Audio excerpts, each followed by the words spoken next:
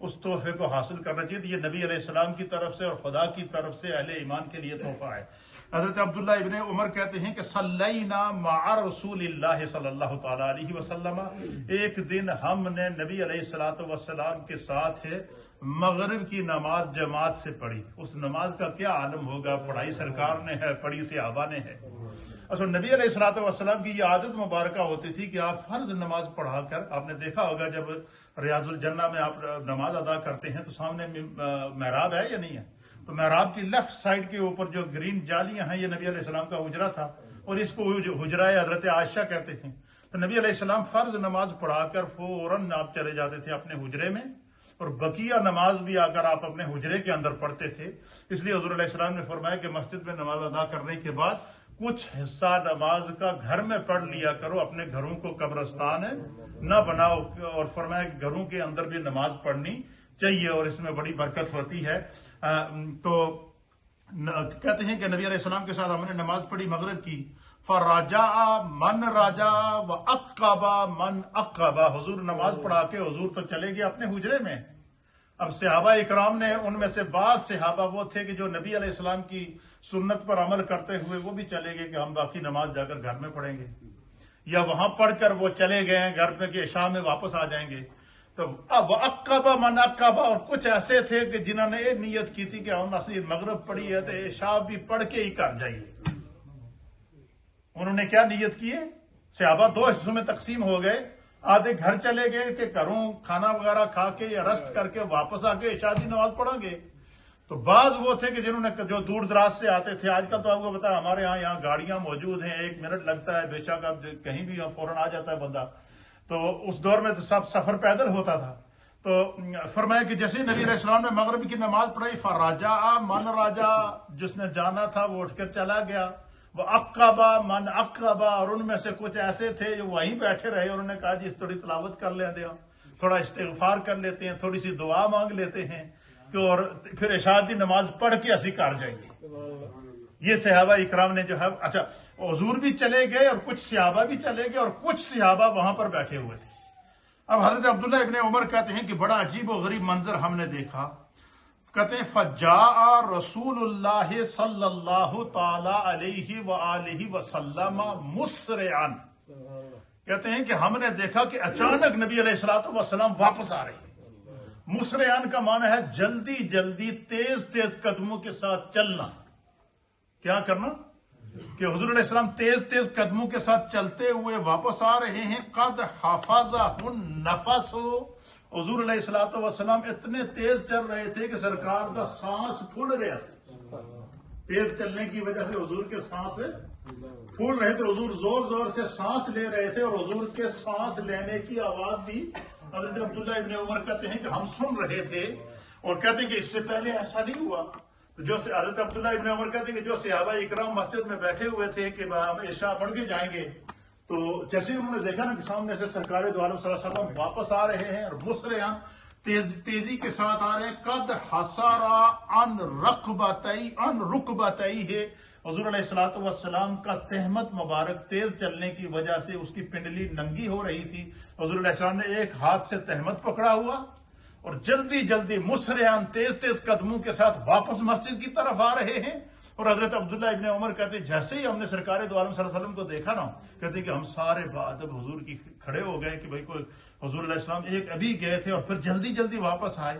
تو نبی علیہ الصلوۃ والسلام جب واپس آئے، قال، پس رسول اللہ صلی اللہ علیہ وسلم نے ہمیں مخاطب کیا اور حضور کا چہرہ خوشی سے کھل رہا تھا. حضور کا چہرہ کیا کر رہا تھا؟ خوشی سے کھل رہا تھا. کہ حضور علیہ الصلوۃ والسلام واپس آئے اور واپس آ کر ہم سے فرمایا کہ ابشروا ھذا ربکم قد فتح بابا من ابواب السماء. حضور نے فرمایا کہ آج میں ایک بڑا عجیب و غریب منظر دیکھا ہے تو میں تمہیں خوشخبری دین واسطے آیا. کیا فرمایا؟ کہ میں ابھی نماز پڑھا کے گھر جا رہا تھا تو میں نے بڑا عجیب و غریب منظر دیکھا اور میں ابشروا، اور تمہارے لیے تمہارے رب کی طرف، ابشروا ربکم، تمہارے رب کی طرف سے جو ہے وہ خوشخبری لے کر تمہارے پاس آیا. اور وہ خوشخبری کیا ہے؟ حضور فرماتے ہیں میں یوں ہی مسجد سے باہر نکلے ہوں تو میری آسمان وال نظر گئی. یہ فرمایا سرکار نے کہ میری آسمان وال نظر گئی. حضور فرماتے کہ جیسے ہی میں نے نظر اٹھا کر آسمان پر دیکھا تو میں نے بڑا عجیب و غریب منظر دیکھا. وہ منظر کیا دیکھا؟ قد فتح بابا من ابواب السماء. حضور فرماتے ہیں کہ میں نے آسمان کی طرف دیکھا تو آسمان کے دروازوں میں ایک دروازہ کھلیا ہے. کیا فرمایا؟ آسمان کے دروازوں میں سے ایک دروازہ کھلا ہے. حضور فرماتے میں وہیں رک گیا اور میں اس منظر کو دیکھنے لگا تو میں نے بڑا عجیب و غریب منظر دیکھا. اس منظر کو میں نے کیا دیکھا کہ وہ جیسے ہی آسمان کا دروازہ کھلا سارے حجابات ہٹ گئے تو میں نے دیکھا اللہ تعالیٰ کی ذات کا دیدار ہوا اور اللہ تعالیٰ فرشتوں کے ساتھ کلام فرمایا. اب نبی علیہ السلام کی نگاہ بھی دیکھیے، حضور کی سماعت بھی دیکھیے. کہاں ہے؟ مسجد نبوی کے صحن کے اندر ہے. حضور فرماتے میں نے آسمان کی طرف دیکھا تو آسمان کا دروازہ کھل گیا اور پھر سارے حجابات ہٹ گئے. تو اس جیسے آسمان کا دروازہ کھلا تو نبی علیہ السلام فرماتے کہ میں نے دیکھا کہ جو ہے وہ اللہ رب العالمین فرشتوں سے مخاطب ہے. میں نے اللہ کا بھی دیدار کیا، فرشتوں کا بھی دیدار کیا، اور اللہ تعالیٰ فرشتوں دے نال جڑیاں گلاں کر رہا سی وہ گلاں میں سن لئیاں تو میں کیا تانوں سنا دیا. میں واپس اس واسطے آیا کہ جڑیاں گلاں میں آسمان تو رب کریم کی براہ راست جو اللہ فرشتوں سے باتیں فرما رہا تھا وہ باتیں میں نے سنی ہیں. تو میں نے سوچا بجائے کار جانے دے کہ انہوں آن کے تہاڈیاں گلاں سنا. اور اللہ تعالیٰ گلاں بھی کس دیاں کر رہا سی؟ تہاڈیاں کر رہا سی جڑی تسی ایک نماز پڑھ کے دوسری دی انتظار ہی بیٹھے اب کتنی پیاری حدیث آپ دیکھیں. آپ سنیے. حضور علیہ السلام نے فرمایا کہ یباہی بکم الملائکہ، اللہ تعالیٰ فرشتوں کے سامنے خوش ہو رہا تھا. کیا کر رہا تھا؟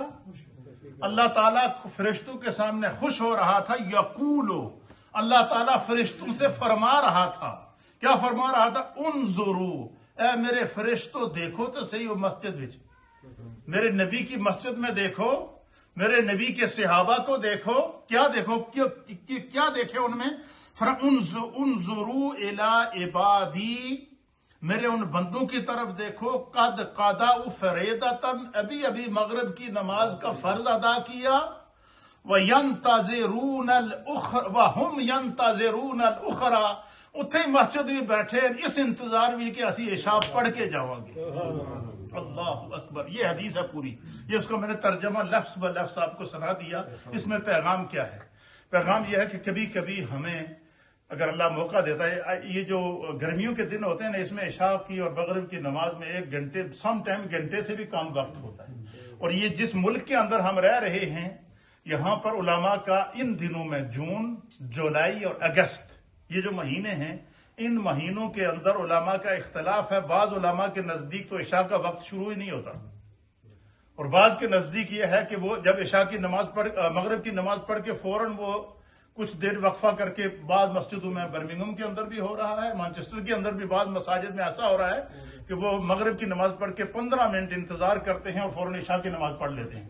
ہم احتیاطاً 1 گھنٹے کا ٹائم رکھ لیتے ہیں، چلو کہ کم از کم جو شفق کے غروب ہونے کا ٹائم ہوتا ہے 1 گھنٹہ مغرب کے بعد، لیکن یہاں شفق غروب ہوتی ہی نہیں. تو بعض کے نزدیک یہ کہ عشاء کا وقت شروع ہی نہیں ہوتا ان دنوں کے اندر. ان دنوں کو ایام حرج کہتے ہیں. تو اس میں زیادہ سے زیادہ 1 گھنٹے کا وقفہ ہوتا ہے. تو ہم باہر جاتے ہیں، گھوم کے پھر واپس آ جاتے ہیں. تو کبھی کبھار ایسا ضرور کر لیا کریں کہ مغرب پڑھ کے انتظار کر لیا کریں کہ عشاء پڑھ کے جائیے تاکہ اس حدیث کا ثواب ہمیں ملے. تو اللہ تعالیٰ نے، نبی فرماتے ہیں کہ جو لوگ مغرب کی نماز پڑھ کے عشاء کا انتظار کر رہے تھے، اللہ فرشتوں کو بتا رہا تھا میرے انہیں بندے والے دیکھو، ایک نماز دا فرض ادا کیتا، دوسری دے انتظار بھی بیٹھے. اللہ تعالیٰ ہمیں دین سمجھنے کی توفیق عطا فرمائے. اتفاق یہ تھا کہ ابھی ہم نے مغرب پڑھی تھی اور مغرب کے بعد جو ہے وہ ابھی ہم عشاء تک بیٹھے ہیں مسجد میں، اور پھر یہ حدیث میرے سامنے آ گئی تو میں نے نیت کر لی تھی کہ آپ کو یہ حدیث سناؤں گا. اللہ ہمیں دین سمجھنے کی توفیق عطا فرمائے.